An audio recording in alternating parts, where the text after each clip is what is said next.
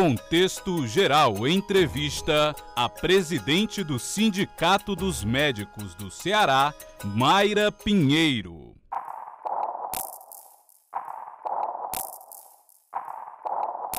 Mayra Pinheiro, eu sou médica pediatra formada pela Universidade Federal do Ceará, pós-graduada em Ciências com área de concentração em Pediatria pela Universidade de São Paulo e especialista também em Medicina do Trabalho. Sou mãe de 2 filhos, já adultos, um de 23 anos, o outro de 18 anos, e atualmente presidente do Sindicato dos Médicos do Estado do Ceará.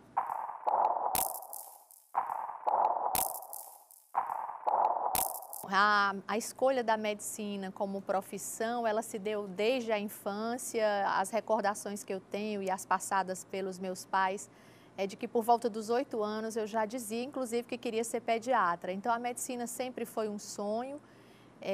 Passei no vestibular da Universidade Federal do Ceará em 1984 e concluí a universidade em 1991, já vou completar 25 anos de formada. Então a medicina para mim é um exercício realmente vocacional, de amor, de doação, é um meio de servir a Deus, né, servindo as pessoas e ser instrumento dele de mudança social.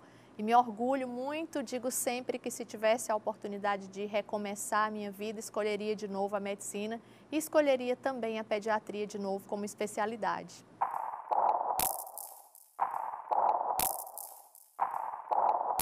Para mim não existe muita dificuldade em confrontar ou discutir fé e ciência, não. Eu acredito num Deus que nos deu inteligência exatamente para que sirvamos ao próximo, né, utilizando essa inteligência, e essa inteligência pode ser usada, um dos campos dela é a prática científica. E é através dessa inteligência e da prática científica adequada que nós podemos socorrer, atender, salvar vidas, mudar o contexto em que nós vivemos. E um exemplo muito claro para mim de fé e ciência é a questão do aborto. Quando algumas pessoas defensoras do aborto, elas confrontam, né, a questão científica entre a vida, quando começa a vida e a ciência, e por que algumas pessoas defendem o aborto e isso é só uma questão religiosa, a vida também faz parte de um processo, né, que é religioso, é cristão, e é ciência, porque quando você tem a fecundação, por exemplo, é muito claro que a partir dali já existe vida do ponto de vista bioquímico, do ponto de vista genético. Quando a gente tem com 12 horas de fecundação o estudo científico do que acontece ali com o óvulo, com o ovo, a gente já vê um processo bioquímico perfeito. Que existe uma razão acima dela, que é a existência de um Deus que comanda todos esses processos. E eu acho que esse Deus nos quer inteligentes, seres pensantes, para exercer a ciência a serviço da humanidade.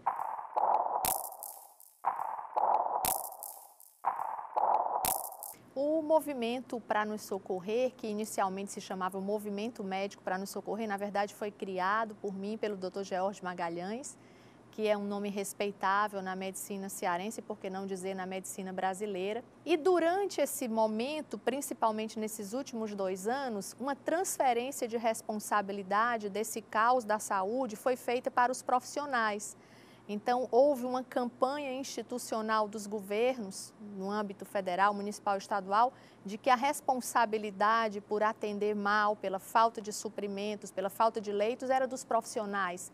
E o médico foi colocado numa situação muito difícil, porque quando eu chegava num hospital ou num posto de saúde para ser atendido e tinha 70 pessoas na minha frente, eu queria bater no médico, eu queria quebrar a porta do consultório. E a população mais simples, ela entende que medicina é saúde, que saúde é medicina. Ela não enxerga que atrás desse conjunto que a gente chama saúde, existem 42 categorias profissionais diferentes, que pouca gente sabe. E que não se faz saúde só com médicos, se faz saúde com todo esse grupo de profissionais que são tão importantes quanto o médico.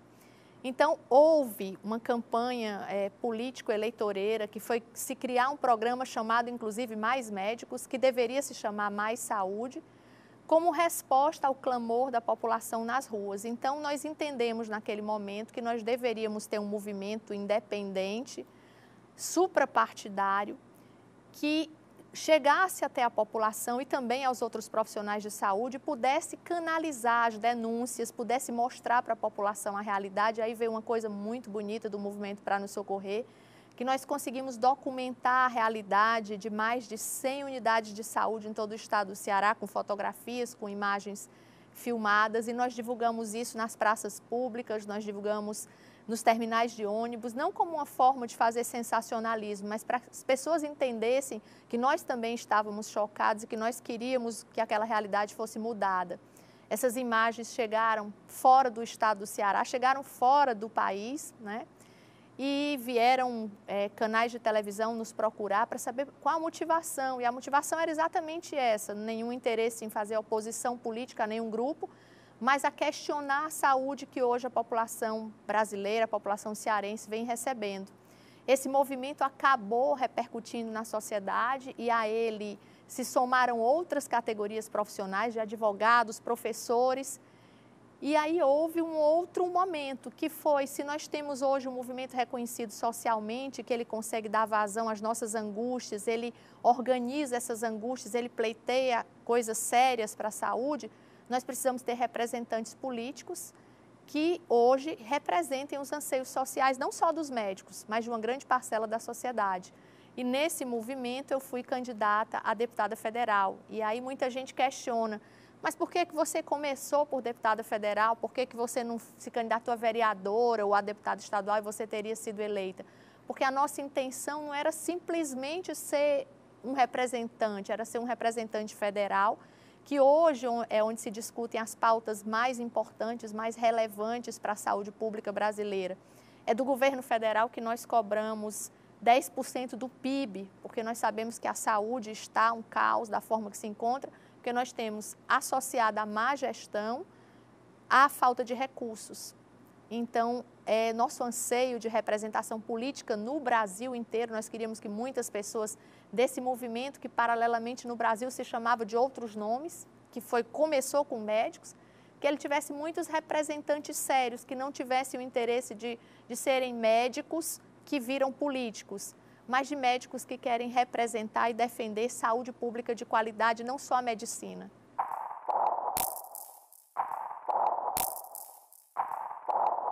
Se a gente for falar de programa Mais Médicos, eu acho que nós teríamos um dia inteiro de questionamentos e de outras colocações a fazer, mas eu vou tentar fazer um resumo. A primeira questão que nós debatemos, isso já há quase 2 anos, é como foi criado Mais Médicos. Nós temos hoje um país que ele hoje tem o maior PIB da América Latina, né? 80% do PIB da América Latina é o 5º que gasta em saúde. Daí resulta hoje o caos que a gente acabou de referir, o caos na saúde, com gestão de má qualidade. Muitas vezes os nossos representantes das instituições de saúde, os gestores dessas instituições, são pessoas sem qualificação, muitas vezes políticos que perderam a eleição e que são desviados para a função de gerir uma entidade essencial à sociedade, que é uma entidade de saúde. E aí a gente tem, além da má gestão, a falta de recursos, o clamor da população por saúde, saúde, saúde. Na pauta de 2 anos atrás, quando o governo viu a população ir para as ruas, né, em todo o país, uma multidão, nas maiores capitais isso aconteceu com uma frequência muito maior, a população clamava mudanças no país e foi feita uma pesquisa que revelou que saúde, segurança pública e educação eram os pontos mais relevantes, eles respondiam pelo clamor da população. E nós estávamos num período pré-eleitoral. E aí o governo resolveu, numa medida de marketing, criar esse programa Mais Médicos, que a rigor envolvia essencialmente a vinda de médicos intercambistas ou de profissionais intercambistas, que eu não sei se são médicos, porque não comprovaram com seus diplomas que são médicos, vindo especificamente de um país que é Cuba. E nós estivemos com o Movimento Para Nos Socorrer em Brasília, acompanhando o programa Mais Médicos, as discussões, a votação de forma independente, e chamou a atenção, numa das visitas que nós fizemos a um dos deputados em Brasília, que nós encontramos na documentação fotográfica dele, foi um achado ocasional, que já havia assinatura de um programa de intercâmbio para a vinda de médicos ou de intercambistas cubanos para o Brasil desde 2009, que estava parado esperando o momento certo disso acontecer. Então, o que foi a dedução que nós fizemos? Era muito bom para o governo que se colocava numa reeleição, numa tentativa de reeleição, resolver a população brasileira, porque quando se fez uma pesquisa perguntando o que você acha de mais médicos, se eu perguntar para você ou para qualquer outra pessoa, qual é o povo que se você perguntar, você quer mais saúde? Quero. Você quer mais médicos? Quer. E quando fizeram uma entrevista com uma parte da população, perguntaram para as pessoas, e 73% quando perguntaram, você gostou do programa Mais Médicos? Gostei. E quando a pergunta seguinte era, você já experimentou o programa Mais Médicos? 20% havia experimentado. Ou seja, a população respondia a uma entrevista orientada, induzida, porque se você não conhecia, como é que você aprova o que você não conhece? Então, existem outros pontos, além desse, que são muito polêmicos no Mais Médico. O outro é a grave questão trabalhista. Nós temos um país que respeita as regras, né, a lei da Organização Internacional do Trabalho, e nela estão contidos dispositivos que dizem que um trabalhador, seja ele de qualquer nação, que venha prestar serviço no Brasil semelhante ao que nós prestamos aqui, ele é médico, ele é advogado, que ele deverá receber salário compatível com o salário praticado para os outros profissionais. Então, nós não podemos admitir que hoje um profissional que se diz médico, ele venha de qualquer país, não importa se é Cuba, se é Argentina, se é da Espanha, já existem intercambistas desses países aqui, que ele possa receber 20% do salário dele e que hajam atravessadores, pessoas terceirizando, organizações terceirizando o trabalho, que você fique com 20% e mais. E aí eu acho que é uma agressão maior, que essas pessoas sejam vigiadas por pessoas de origem dentro do meu país e que elas não tenham o direito de ir e vir, que é prerrogativa constitucional no Estado brasileiro, que elas não tenham a liberdade de trazer os seus entes queridos para visitá-los, que elas, ao engravidarem, isso pode acontecer numa relação homem e mulher em qualquer país do mundo, que elas sejam obrigadas, estimuladas a praticar o aborto e devolvidas para o seu país como mercadorias.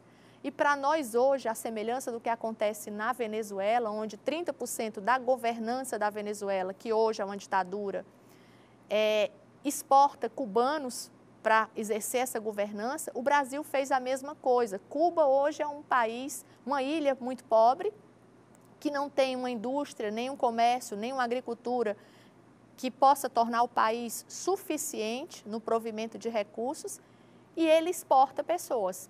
Exporta médicos, exporta ou profissionais de nível médio, exporta agentes de saúde para outros países da América Latina e é uma fonte de arrecadação. E quando a gente se refere a esses profissionais como escravos, a intenção não é nenhum preconceito de cor, de raça, nenhum deles. É a forma como eles são trazidos e a forma como eles são vigiados, tutoriados dentro do território nacional. Então, nós julgamos que é muito grave. Outra questão polêmica do Mais Médicos. A única autarquia federal no país que pode dizer quantos médicos nós precisamos no país ou quantos médicos são registrados e inscritos anualmente é o Conselho Federal de Medicina. E essa entidade máxima na medicina, ela não foi chamada para participar, para elaborar, para discutir o programa Mais Médico, nem nenhum outro programa implantado no Brasil que diga respeito à medicina. E essa entidade maior, junto com a Organização Mundial de Saúde, ela diz que você precisa ter uma média de 14 médicos para cada 10 mil habitantes. No Brasil, hoje, segundo o Conselho, nós temos 18,4. Então, a rigor, não faltam médicos. O que falta é uma distribuição demográfica desses médicos, principalmente para as cidades do interior e para as periferias das grandes cidades. E isso não acontece por conta da falta de condições de trabalho, por falta de uma carreira de Estado que garanta a permanência desses médicos, por conta da precariedade das cidades onde esses profissionais se instalam, que eu digo muito que é comparável aos professores que fazem carreira.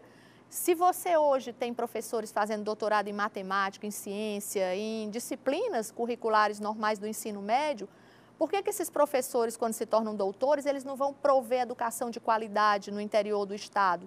Quem é professor hoje no interior do estado do Ceará e nas cidades do interior do Brasil inteiro São pessoas que nasceram, moram naquelas cidades e nenhum país progride sem educação. Eu acho que o referencial de mudança e transformação social é a educação. Então, nós teríamos que ter incentivo, carreira de Estado, para que pessoas com formação, né, de nível elevado pudessem também estar levando a educação de qualidade para o interior, para que médicos, à semelhança do que acontece nas capitais, onde existe uma alta concentração de profissionais muito bons, pudessem ter estímulo para ir para o interior. Isso aconteceria com outros profissionais da saúde também. Então, o programa é um viés, o programa não veio para cumprir a necessidade social que a população tem hoje, e é essa crítica que nós fazemos. Nós temos, inclusive, já dados do Tribunal de Contas da União com análise já do programa Mais Médicos. Um dado importante é que o governo dizia que houve melhoria nas cidades onde o Mais Médicos foi implantado. E o Tribunal de Contas da União questiona agora, através de uma pesquisa realizada por ele, que em 162 municípios onde o programa foi implantado, houve demissão de médicos brasileiros que estavam lá. Por quê? Porque o prefeito tem um programa que garante um profissional intercambista, ele demite o médico contratado para economizar recursos e a população não ganha mais um médico.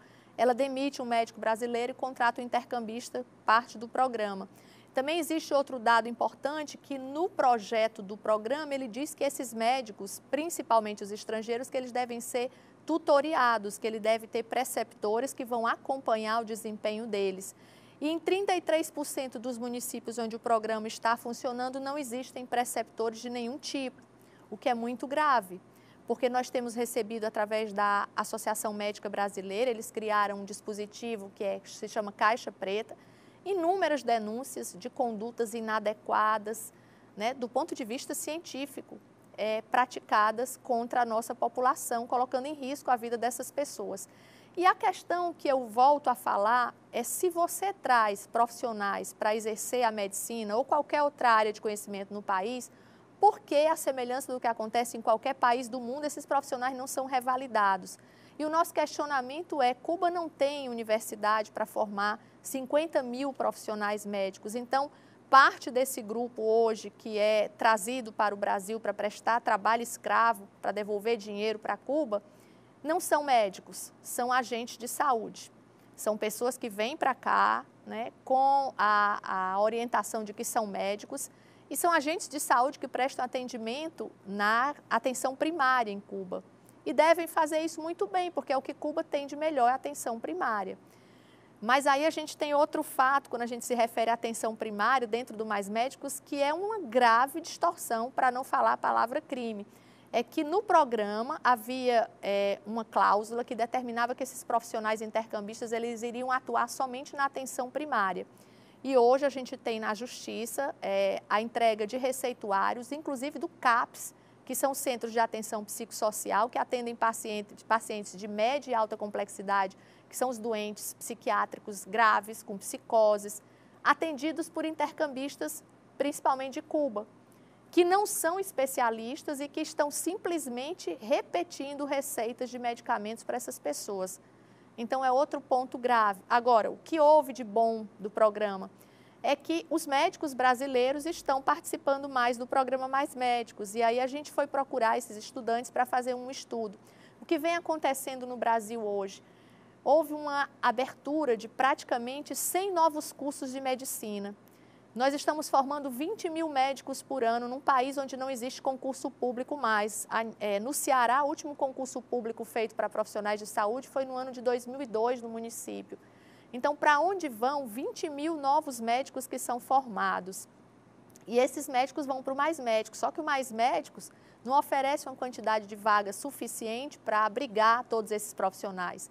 E a outro ponto controverso do programa é que a partir de 2018, nós vamos ter os 2 anos que a gente chama de serviço civil obrigatório dentro do Mais Médicos.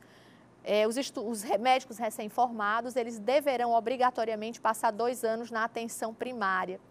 E aí eu questiono novamente o programa. O governo federal acaba de desenvolver mais um projeto dentro do âmbito da medicina que se chama Mais Especialidades, dizendo que faltam especialistas no Brasil e convocando intercambistas de outros países para virem para o Brasil trabalhar em regime de especialistas. Ora, Se eu crio um programa no Brasil que eu obrigo os médicos recém-formados a passar 2 anos fazendo atenção primária, eu não vou formar especialistas brasileiros, porque eu, por exemplo, terminei o meu curso e resolvi fazer pós-graduação em pediatria. Eu passei numa residência médica, passei 2 anos fazendo a primeira residência, mais 1 ano fazendo a segunda residência.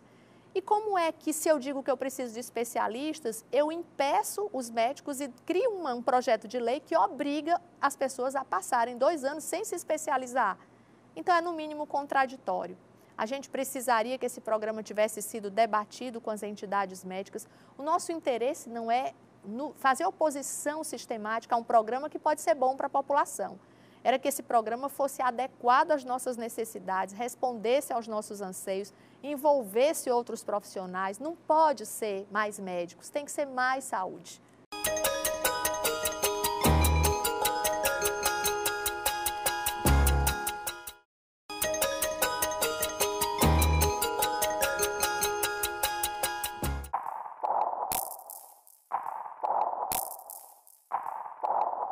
Infelizmente, nós estamos formando 20 mil médicos no Brasil a todo ano. Há cerca de 8 anos atrás, nós tínhamos cerca de 140 faculdades de medicina, agora nós temos 240.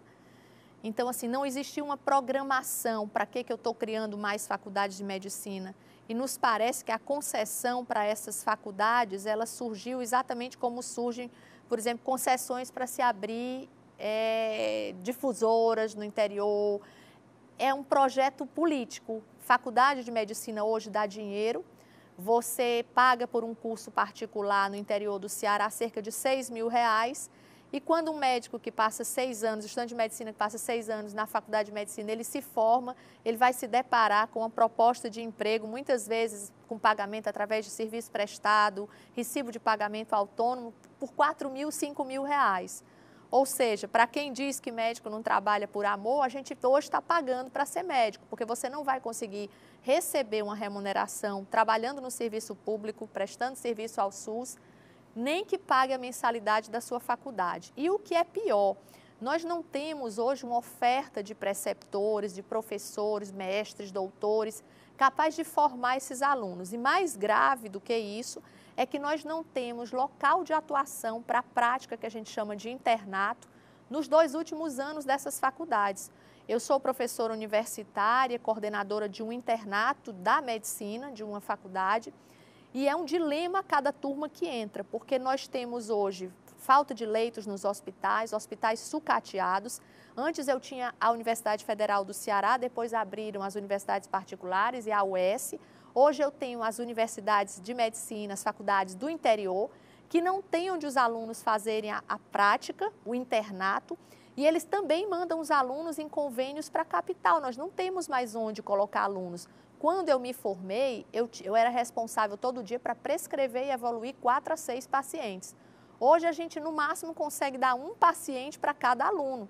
Então, eu passo 12 horas no internato dentro de um hospital para ficar responsável por um doente. O meu aprendizado é muito pequeno, porque a medicina é repetição, é diagnóstico, é investigação. Então, eu não sei aonde nós vamos parar. E nós temos já uma pesquisa do Conselho Regional de Medicina de São Paulo, onde uma imensidão de alunos que, ao terminarem o curso, foram submetidos a uma prova, a semelhança do que se faz com a OAB, não era uma prova obrigatória, mas eles queriam testar a qualidade desses alunos e nós obtivemos uma taxa de aprovação muito baixa, mostrando que esses alunos não estavam preparados, não estão preparados para exercer a medicina.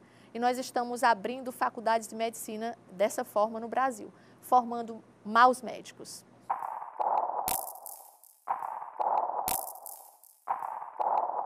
Nós pleiteamos participar do Sindicato dos Médicos como parte desse movimento que começou lá no Pra Nos Socorrer. O grupo que hoje está à frente do Sindicato dos Médicos nunca tinha participado da entidade enquanto candidatos, nunca tinha participado de atividades políticas e nós fizemos um questionamento que parte hoje do que acontece na saúde, inclusive do posicionamento frágil, muito distante das nossas entidades, se dava pela nossa ausência. Então, durante muito tempo, nós deixamos que as entidades médicas, que elas fossem é o nome muito comum que se diz aparelhadas por partidos políticos. Então, essas entidades, muitas vezes, elas foram omissas por questões relacionadas à dependência política de alguns grupos, e é o que aconteceu no Sindicato dos Médicos durante muito tempo. Ele foi recentemente, assim, apoiador, por exemplo, do programa Mais Médicos, porque dentro do sindicato haviam pessoas que representavam os interesses do PT, do PCdoB. Então, nós formamos um grupo de pessoas que têm participação política, e aí eu lembro do Papa Francisco, sou fã, apesar de evangélica, sou fã de todos os homens que estão a serviço de Deus aqui na Terra, com boa vontade. E o Papa Francisco, num discurso que eu participei no Shalom, que foi transmitido, ele dizia que a política é hoje o único instrumento de transformação social e que nós devemos sermos atuantes, sermos seres políticos representativos, ao invés de só ficar no meu sofá da minha casa. E aí nós resolvemos, não, nós vamos fazer uma chapa de professores universitários, de médicos atuantes no PSF, e esse grupo ele é bem diversificado, o grupo que foi Saúde e Dignidade, que hoje é Sindicato dos Médicos, porque nós temos representantes de todos os segmentos dentro da medicina, desde o PSF até a universidade, está lá representada por grandes professores, e todos suprapartidários. Nós não temos nenhum interesse em partidarizar o Sindicato dos Médicos. Eu fui questionada para tomar uma decisão que é muito difícil, porque é uma decisão política e jurídica, e a minha resposta foi, o que diz a lei? Né? Nós não vamos nos posicionar por nenhum movimento político, é o que está na lei, o que os médicos devem aprovar, segundo o que é justo, o que é correto, o que é digno. Então, esse é o posicionamento do sindicato atual. E a outra questão muito importante é que nós não queremos ter mais um sindicato corporativista. Se o médico pratica algo errado, que o sindicato possa ser o primeiro orientador e sinalizador para a sociedade de que nós não podemos concordar com essa prática e que ele possa servir a sociedade. Eu não posso ser só um agente de denúncia. Essa pauta negativa, ela cansa e cansa a nós também.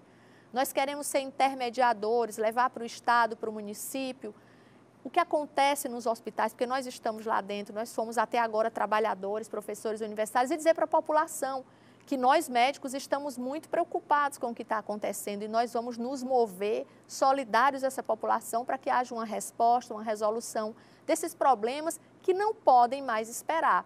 Nós não podemos pedir paciência para quem está morrendo hoje nos corredores do HGF, para as crianças que estão internadas debaixo dos telefones públicos do Hospital Infantil Albert Sabin, para quem está na UPA, mesmo com o sistema de classificação muito avançado, mas que espera 3 horas por um atendimento e que ao final do atendimento chega no posto para receber seu medicamento e a pessoa que vai fazer a dispensação diz nós não temos, e nós constatamos isso há 15 dias atrás quando passamos numa visita das entidades médicas nos postos de saúde. Dos itens, faltavam 33 considerados essenciais.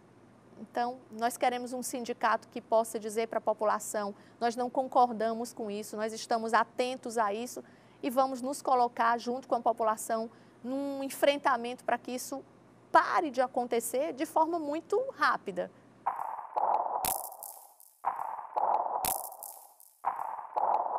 Os médicos reclamavam muito que eles não tinham acolhimento pela própria entidade que os representava.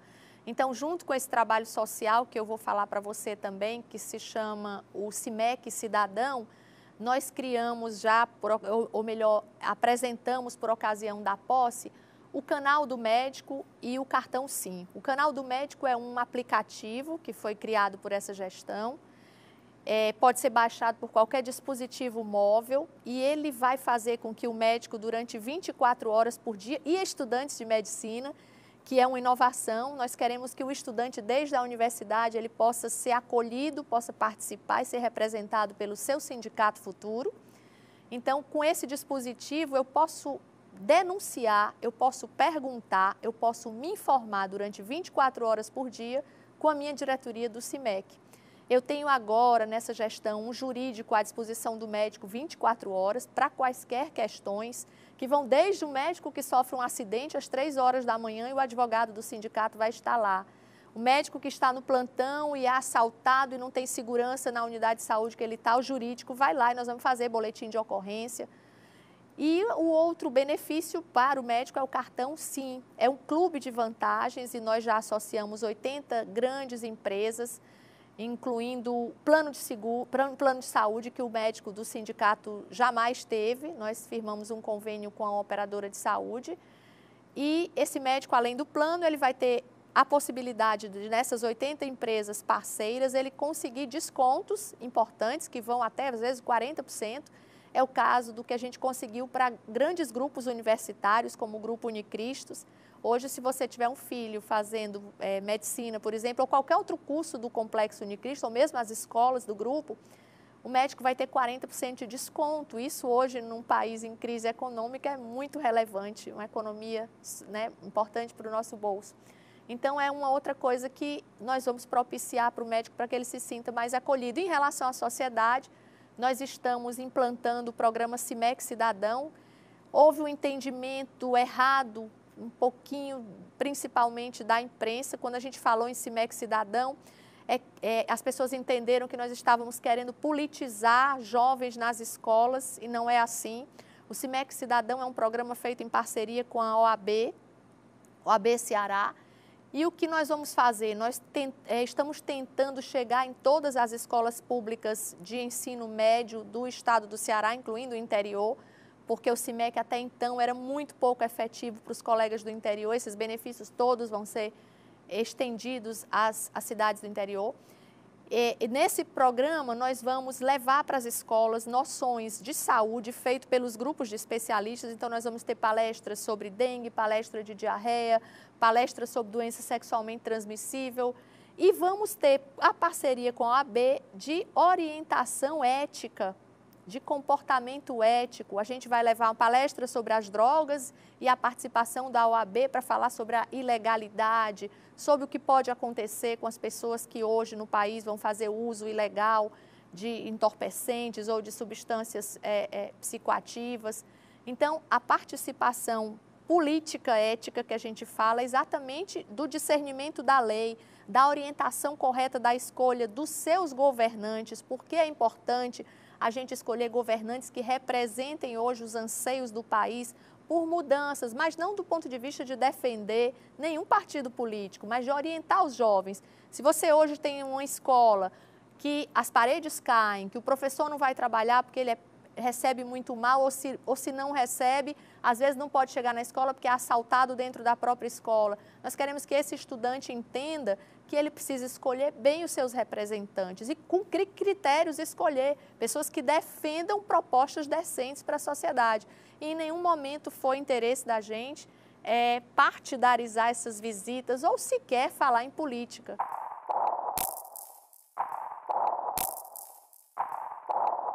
Se você me perguntar, a saúde piorou muito e nós estamos vivendo um momento crítico aqui no estado do Ceará. Eu acredito que isso está se repetindo, que a gente vê as imagens todo dia na mídia, mas aqui no Ceará nós estamos num momento crucial, onde o governo coloca para os profissionais da saúde de que vai haver um corte de 20% dos recursos para a saúde. Ora, o que já está muito ruim quando eu reduzo 20% dos recursos para o caos. E a palavra que eu vou usar é conviver com o insuportável. Então, hoje nós estamos clamando, né, para o governador do estado do Ceará que seja revisto esse corte. Nós já estivemos com o Dr. Carlyle Lavô, que nos recebeu muito bem, todas as entidades médicas. Falamos com o secretário executivo do governador. Não é possível que quando a gente vai fazer cortes visando a economia de recursos num estado que se encontra numa situação econômica complicada, que esse corte possa ser linear, porque a saúde não tem como você chegar num hospital que interna 200 pacientes e você dizer, a partir de amanhã eu vou te mandar menos dinheiro, porque eu vou continuar tendo 200 doentes, medicamentos, demandas de exames para fazer. E essa situação é muito grave, aí eu uso como exemplo, a nível estadual, 2 hospitais muito importantes hoje para o estado do Ceará inteiro, que são o Hospital Geral de Fortaleza, que vinha de um período que existia um piscinão. O piscinão eram 174, 180 pacientes alocados num grande salão, daí o nome piscinão. Houve uma tentativa de se diluir esse piscinão, na verdade ele não deixou de existir, os colegas brincam dizendo que a gente transformou o piscinão em piscininhas. os doentes foram deslocados para andares, né? Na verdade é o que a gente chama de uma maquiagem. E hoje o HGF se encontra na mesma situação, mesmo com a dispersão desses pacientes para andares, nós temos uma emergência com pessoas nos corredores categorizadas como leitos. A gente tem lá a enfermaria corredor 1, a enfermaria vidraça 2, a enfermaria refeitório, é no mínimo esdrúxulo, para não falar indigno, né? Então nós não podemos conviver com isso. Como cortar recursos do Hospital Geral de Fortaleza quando você tem pessoas que não estão recebendo o tratamento adequado pela falta de recursos já existentes? E aí me remeta a uma questão ainda mais grave do que o HGF, que é o Hospital Mental de Messejana.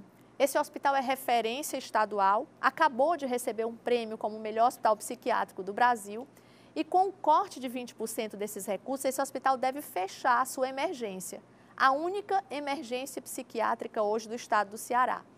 E quando a gente chega na emergência do Hospital de Messejana, após o fechamento dos serviços terceirizados dos hospitais psiquiátricos que existiam até bem pouco tempo atrás, e ao péssimo funcionamento das unidades chamadas CAPs, que são responsabilidade do município, o que nós vemos costumeiramente no Hospital de Messejana é a emergência que já existe não conseguir atender a demanda de pacientes que lá estão. Por quê? Porque nós temos mais usuários de droga, nós temos mais pessoas na sociedade hoje vítimas de depressão e de outras psicoses por conta da violência. Hoje nós vivemos numa sociedade local onde você tem medo de sair de casa, você tem síndrome de pânico e se você já foi assaltado ou viu um membro da sua família ser assaltado, esfaqueado, baleado, você entra em pânico. E aí você vai ter, além da depressão, a síndrome do pânico. Para onde vão essas pessoas no sistema público de saúde? Para o Hospital Mental, o melhor hospital de psiquiatria do estado. E essa emergência de lá, ela não consegue atender hoje a demanda de pacientes que procuram serviço. Nós chegamos lá, às vezes, existem pacientes debaixo das mangueiras, internados, e os médicos, os profissionais que trabalham no hospital indo fazer a medicação lá, porque não tem mais leito, esgotou a capacidade. E você imagina o que é tirar 20% de recursos desse hospital. Você deveria ter mais leitos. E aí eu faço uma lembrança que nesses últimos 12 anos, o governo federal fechou 43 mil leitos no país. Então, nós não temos onde colocar os nossos pacientes. E nós precisamos de mais leitos. Por quê? Porque nós temos um país onde nós aumentamos a expectativa de vida. E se a gente fosse reportar a Fortaleza, aqui aconteceu a mesma coisa, nossa expectativa de vida, graças a Deus, aumentou, mas nós tivemos um aumento do número de casos de acidentes decorrente principalmente do uso da motocicleta e da violência. Então, hoje o IJF, que atendia num plantão 30 pacientes, ele agora atende 50, 70 e mais pessoas baleadas e mais pessoas vítimas de ferimento por arma branca. E nós não tivemos um aumento do contingente de leitos. Então, é muito grave, a situação piorou, na verdade. Nós não conseguimos dar resolutividade ao que nós tínhamos e com corte de 20%, que eu peço ao governador que seja sensível, né, ao clamor da população, ao clamor dos profissionais da saúde e reveja esse corte, porque ele é impraticável e nós queremos um bom governo e queremos apoiar os bons governantes.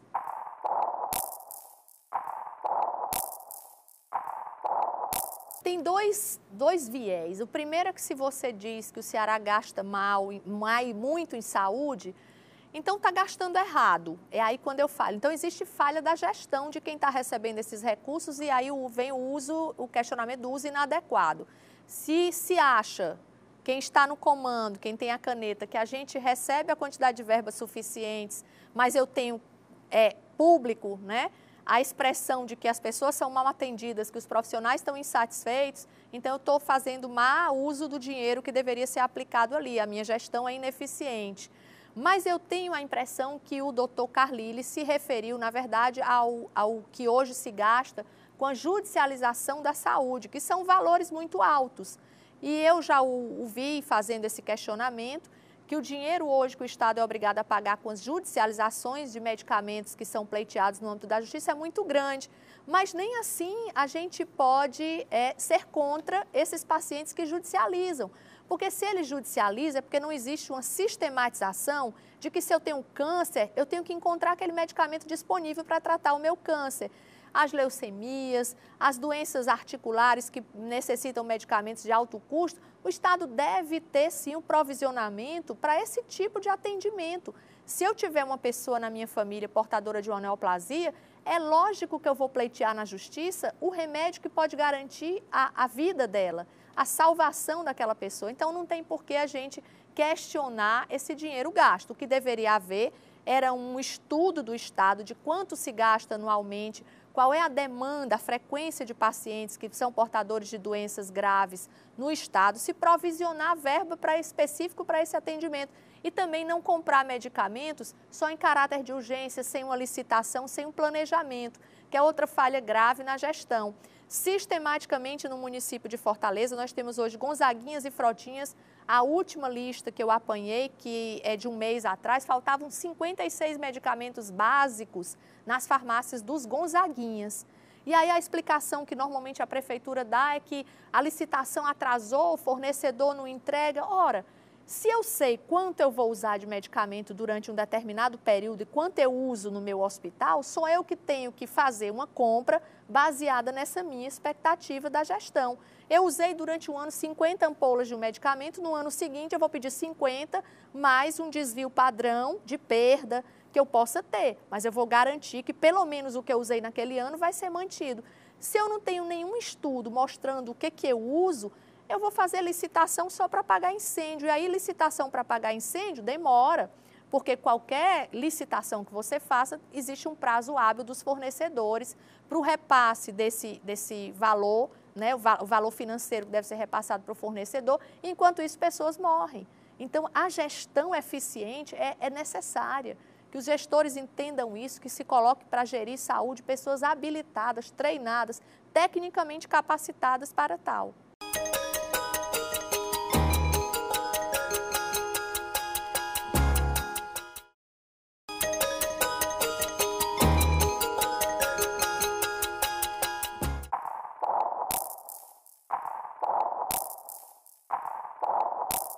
Hoje, você falar no sistema privado, tem uma coisa que nós não podemos deixar de passar. 20% da população brasileira já utiliza o sistema privado e ele gasta 2,5 vezes e mais do que o sistema público de saúde. Então, é no mínimo um fato grave. É complicado você hoje procurar o SUS. Você sabe que hoje no estado do Ceará, para você fazer uma tomografia ou uma ressonância magnética, a fila é de 3 a 5 anos. Se você tiver uma doença neoplásica que precisa do diagnóstico, se não morrer antes de fazer o exame, quando você for fazer, você já vai ter metástase. Então, é muito grave. E o sistema privado também tem suas falhas, e aí eu questiono também a ANS, por exemplo, que libera a venda de planos de saúde em larga escala e ela não regulamenta, não fiscaliza aonde esses planos que estão vendendo 200 mil, 300 mil planos, eles vão colocar esses pacientes quando houver demanda. E o que a gente tem hoje de queixa ao Sindicato dos Médicos é de pessoas, inclusive médicos, usuários de plano de saúde, que chegam num hospital precisando internar um membro da família ou o próprio médico, e ele não tem leito. Ele percorre uma via crucis dos hospitais particulares conveniados aos planos de saúde em Fortaleza e não tem onde internar o seu ente querido nem a si próprio. Então, existe uma falha de fiscalização. Eu só posso abrir ou vender novos planos de saúde se eu tiver certeza que eu tenho uma retaguarda de leitos. E a pediatria hoje em Fortaleza está passando por uma crise muito séria. Nós tivemos agora o fechamento de um hospital que atendia a vários planos de saúde comprado por uma única rede. Então, esses usuários desse plano de saúde ficaram subitamente mais sem ter onde internar ou atender suas crianças. Então, é muito grave. A gente não pode impedir a livre concorrência, mas ao mesmo tempo em que a empresa que regula o funcionamento desses planos, ela não fez nenhuma intervenção, ela está dizendo que o usuário daquele plano pode subitamente perder o seu local de atendimento. Muito grave o que vem acontecendo hoje com a pediatria. Nós temos hoje um convênio, que é o maior convênio hoje do Estado, que tem somente um hospital para atender todas as crianças que estão cobertas pelo plano de saúde.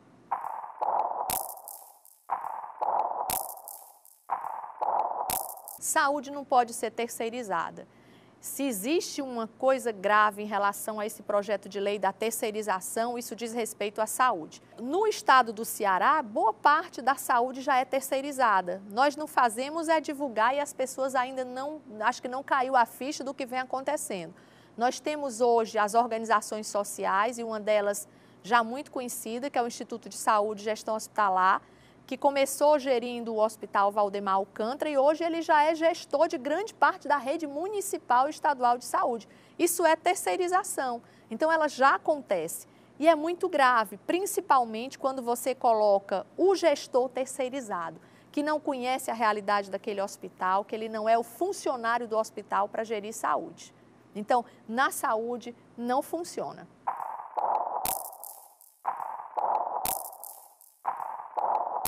Teoricamente, esses hospitais abertos, principalmente os dois grandes hospitais de Juazeiro do Norte e o de Sobral, eles deveriam, se não resolver, que aí seria um sonho e acho muito hipotético, mas pelo menos diminuir ou melhorar a qualidade de atendimento dos pacientes que precisam ser transportados para Fortaleza.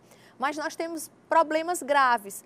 Foi aberto uma unidade imensa, com poder de resolutividade físico muito grande, colocaram-se lá equipamentos capazes de resolver a demanda local das pessoas, mas falta o profissional.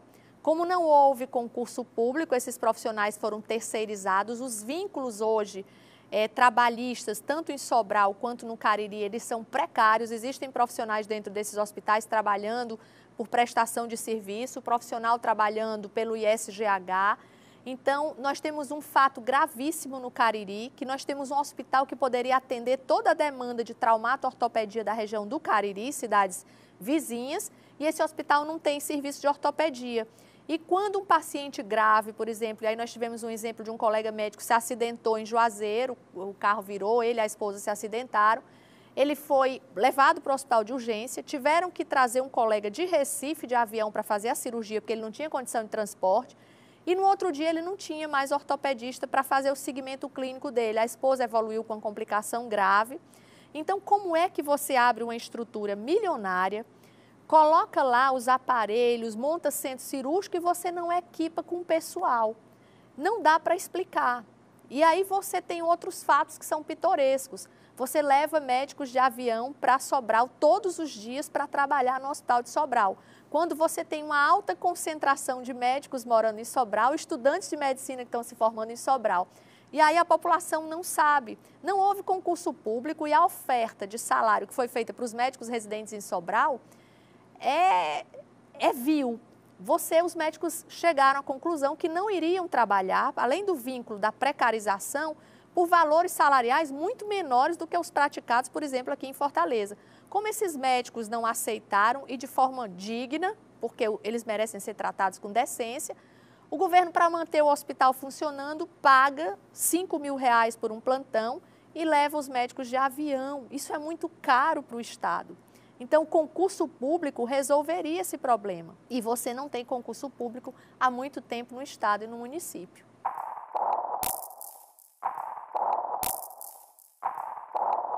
Eu começo questionando UPA, né? UPA é uma marca de gestão. Nós estávamos numa reunião na Assembleia Legislativa com gestores, o secretário da Saúde, e houve um questionamento do Dr. Carlos Roberto, um grande nome da medicina cearense, sobre a falha grave da gestão. Se você perceber, a cada novo governo se imprime um nome novo. A gente teve os Frotinhas, depois a gente teve os Gonzaguinhas e agora, nesse período de governo federal, a gente tem as UPAs, Unidades de Pronto Atendimento. O governo resolveu mudar o perfil da saúde. Ela passou de um modelo hospitalar-cêntrico para um modelo de atenção básica, com o PSF, com as UPAs. Só que para você fechar um modelo, você precisa que o modelo que você está oferecendo, ele seja efetivo, ele esteja plenamente funcionante. Então, você fechou 42 mil leitos de hospital, abriu unidades de pronto atendimento que não tem leito e sucateou os 7 hospitais municipais, Gonzaguinhas e Frotinhas, que hoje padecem. Os profissionais que trabalham nesses hospitais, eu acho que eles vão mesmo pelo compromisso de servir. E é preciso que a população entenda isso. Só quem trabalha nesses hospitais é que entende o que é você ficar 12 horas de plantão numa unidade dessas. Ontem eu levei as fotos para a Assembleia Legislativa, as pessoas ficaram chocadas. O que a gente vivencia na rotina, não é o regime de exceção, não. Então, você deixou 7 hospitais que já estavam prontos, funcionando plenamente, que você podia equipar, melhorar as salas de atendimento dos pacientes, manter funcionando o estoque de medicamentos das farmácias, você praticamente abandona e escolhe, agora a gente vai trabalhar com UPA. E o que acontece? As UPAs são unidades de pronto atendimento. O paciente que chega no posto de saúde, que deveria ser o modelo hipertrofiado vigente, que é a atenção básica, e que ele não tem o medicamento para tratar a hipertensão, ele vai uma vez, 2 vezes, 3 vezes para o posto de saúde, faz uma crise hipertensiva grave, aí ele vai para a UPA já com AVC hemorrágico. Chegou na UPA com AVC hemorrágico, ele é o paciente terciário, ele não é mais paciente primário. Vai para o HGF, está lotado. Aí ele tem uma parada respiratória, ele é entubado na UPA. E a gente tem todos os dias 3, 4 pacientes entubados nas UPAs. Intubação é de leito de UTI. Então, as UPAs perderam o papel social dela, exatamente porque não tem nenhum modelo que efetivamente hoje esteja cumprindo seu papel social. Você fechou um modelo existente, não deu tempo de fazer a transição para o outro e um vai cobrindo de forma caótica o papel que deveria ser da unidade anterior. Eu questiono, inclusive, hoje se diz, vocês só falam das coisas ruins da saúde do Ceará, nós temos um centro de excelência de transplante renal. E aí eu lembro um fato que eu gosto de chamar a atenção. Por que será que o estado do Ceará tem tantos pacientes para fazer transplante renal? Primeiro, porque a gente tem muito doador, vítima de violência, jovens vítimas de bala, que chegam no IJF com 16 anos, porque a segurança pública do Ceará também é falha, nós estamos em pânico. E aí você tem muitos cadáveres para doação, muita morte encefálica de gente, sobretudo jovem. O outro fato eu tenho muitos doadores e por que tantos pacientes demandando transplante? Se você for hoje, nós fizemos uma pesquisa, em 60% das unidades básicas que nós visitamos, isso foi no Ceará inteiro, o movimento para nos socorrer, 60% delas não dispunha na farmácia de remédio para tratar hipertensão arterial e hipoglicemia antioral, para tratar diabetes. Ora, se a hipertensão é uma doença que, se não tratada, ela se torna maligna, capaz de provocar cegueira, porque ela dá retinopatia, capaz de provocar insuficiência renal, eu tenho uma das explicações por que eu tenho tanta gente com perda da função renal, evoluindo para insuficiência renal terminal. Eu nem tive o medicamento que podia ter evitado a hipertensão grave que vai levar à falência renal. Então, a gente precisa ser educativo e mostrar à população o que acontece. Você não é para ter tantos pacientes precisando fazer um transplante que custa 1 milhão, não sei quanto para o Estado. Você precisaria ter um antihipertensivo que custa 30 centavos um comprimido e uma cartela não vai custar nem R$5 para o Estado. Mas falta o básico e você vai lá para o terciário, que é caríssimo.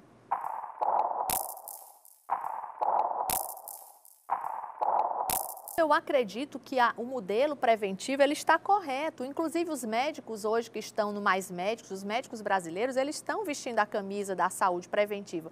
O problema é o modelo funcionar efetivamente. Você tem o médico, você tem o desenho no papel de um modelo de prevenção, o programa, o PSF, é fantástico. Você vai ficar com um grupo de famílias que vão ter seu médico, o médico vai fazer a visitação na sua casa, ele faz o acompanhamento da criança, o acompanhamento nutricional, ele checa as vacinas, ele cuida do idoso. Mas você sabe o que acontece hoje com o programa de saúde da família nos municípios do Ceará? Nós chegamos num município, São Gonçalo do Amarante, os médicos do PSF foram desviados para atender no hospital. O prefeito colocou os médicos para ficar no hospital atendendo. Acabou a visitação nas residências, porque estava faltando médico no hospital, não tem concurso público, e aí ele mudou a função e deixou de existir um programa essencial para a população brasileira. E a outra coisa é você ter o médico que pode fazer a visitação na sua casa e você ter a medicação garantida. Então, por isso que eu digo, a falha de gestão ela é muito grave. No papel, o SUS é belíssimo, o PSF é belíssimo, mas ele precisa ser efetivo. Você precisa ter o profissional, você ter o recurso para tratar essas doenças, você ter o exame quando for necessário encaminhar essas pessoas para diagnosticar precocemente as doenças e evitar que ela já vá chegar no sistema terciário que está colapsado, porque ele é o de alto custo. Eu acredito até que algumas pessoas têm a vontade política, elas precisam ter o conhecimento. Hoje não dá mais para a gente não ter na saúde técnicos, pessoas experientes que possam cuidar de saúde com seriedade. Tem um projeto a curto, médio e longo prazo para a saúde. projeto sério que envolva destino de recursos, que envolva a sequência da rede. Você não pode só ter uma saúde de apagar incêndio, como nós estamos vivendo agora.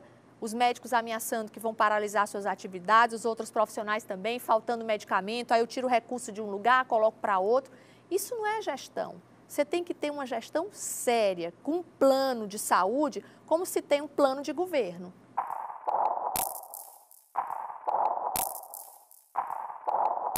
A reflexão que eu faço, primeiro, é cobrar dos nossos gestores, não de um ponto de vista de crítica política, mas de compromisso, que saúde seja sempre prioridade, saúde e educação. E eu lembro sempre da educação, porque também se nós formos oferecer saúde de boa qualidade em pessoas que não têm noção, que instalação sanitária, que lavar as mãos, que comer alimentos saudáveis faz parte de ter saúde com qualidade, a gente também não vai evoluir. Países sérios primeiro educaram suas populações para depois terem resultados na economia. Então, não pode acontecer o inverso. E o que eu deixo aqui para a população é a mensagem de que hoje a gente enxerga que como membro de uma entidade médica, como representante de uma entidade médica, servir, na verdade, é bom para quem serve. Então, nós entendemos a angústia da população hoje que procura os serviços de saúde do estado do Ceará. Nós estamos do lado da população, queremos nos tornar cada dia mais humanizados, mas aí eu lembro que o conceito de humanização, ele não é simplesmente você estar deitado num corredor de um hospital ou num jardim, como acontece no Hospital do Coração de Messejana, e a gente dizer, passar a mão na sua cabeça e dizer, você está bem, você vai melhorar. Ser humanizado é a gente oferecer medicina de boa qualidade, boas condições de atendimento que não dependem só dos profissionais da saúde. Depende da gente ter recursos e nós também trabalhamos nessas mesmas unidades onde a população padece com o mau atendimento. Então, nós estamos à disposição, nosso projeto, antes de tudo, é cristão, né? E eu não tenho vergonha de falar, você está polemizando, está falando sim que você é cristão, sem religiões, sem aqui fazer acepção a nenhum tipo de religião específica, mas assim, me coloco como servidor, instrumento de Deus para tentar transformar e mudar a vida das pessoas. É minha primeira missão enquanto crente e servidora de Deus.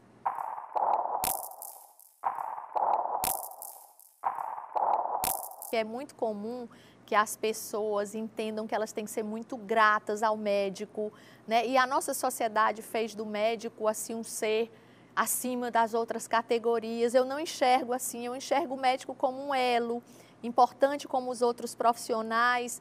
E quando eu vejo um paciente, às vezes, pela própria cultura da nossa sociedade, né, de que a gente tem servidão ao médico, a gente tem que agradecer como se fosse um favor. Eu sempre costumo repetir essa frase, servir é uma dádiva para quem serve, não para quem recebe.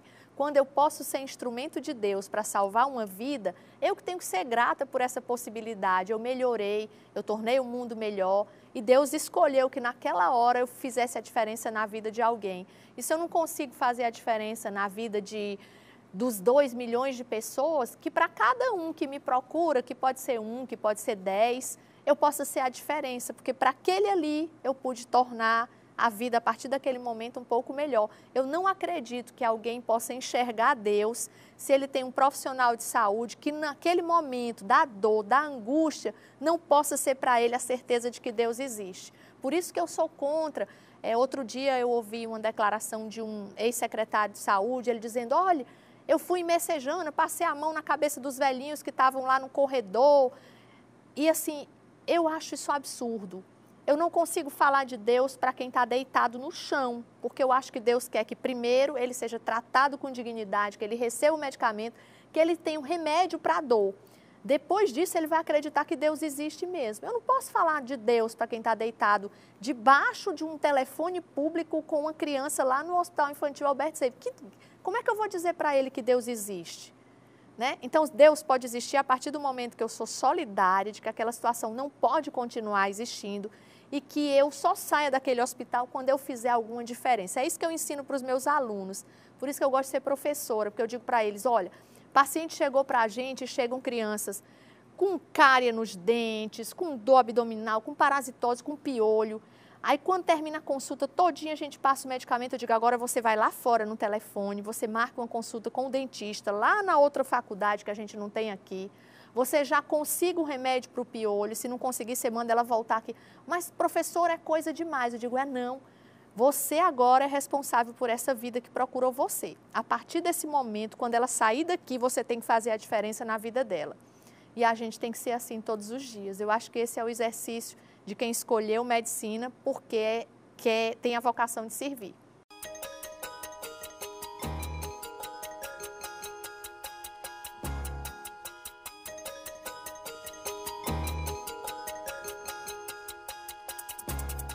Contexto Geral entrevistou a presidente do Sindicato dos Médicos do Ceará, Mayra Pinheiro.